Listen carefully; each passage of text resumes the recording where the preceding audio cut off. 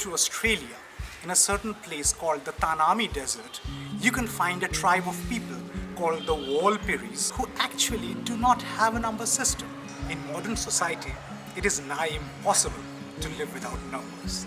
And it all starts with one. When it comes to the question of interesting numbers, we generally tend to overlook the number 1. And yet, number 1 represents the best in all of us.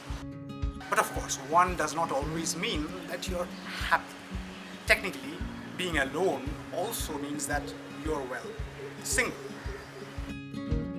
Or 1 can mean something as, well, regular as being the goalkeeper of any football team that you see in this whole damn world. Any. Check this out. But of course, the significance of 1 doesn't start or stop there. It is that number of our numerical system which happens to convey unity. It represents the collective nature of our existence, of our entire being, and the collective nature of mathematics as well. If we look at algebra, 1 tends to be known as the multiplicative identity, which essentially means that in a given mathematical system, it leaves unchanged any element by which it is multiplied.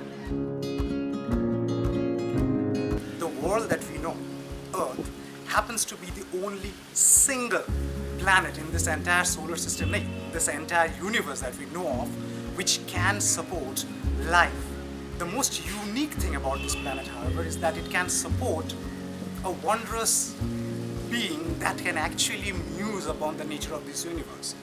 Whether or not we choose to do that is of course our own concern, but fact remains we are perhaps the only beings in this entire universe, the one singular species that can do so.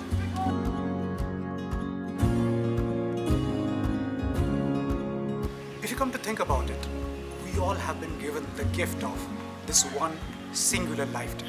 Even if you are one of those that believes in the concept of reincarnation, the probability is thin that you will remember this life in your next one. I mean, how many people do you know in your lifetime that can actually remember past lives? I, for one, cannot. Greek philosopher Plotinus describes the one as a transcendental concept, something as permanent and as responsible for everything that goes on around us as any concept of God that you can think of. When it comes to religion, monotheism, or the concept of the one God, has been there for ages. If we look at the polytheistic culture of Hinduism, we can also find the Advaita philosophy. Advaita literally means something that isn't two. In this Advaita philosophy, there is the concept of the Brahman, which speaks of the oneness of material as well as spiritual existence. It speaks of the God and the soul as one and the inseparable being, which essentially means that we, as separate human beings, combine to form the ultimate Godhead. That not only includes every single one of us on the planet, but also every single star you see out there. These days, we often tend to say the world is one. We are one. We have come to associate the number 1 with all of us coming together in a grand celebration of humanity.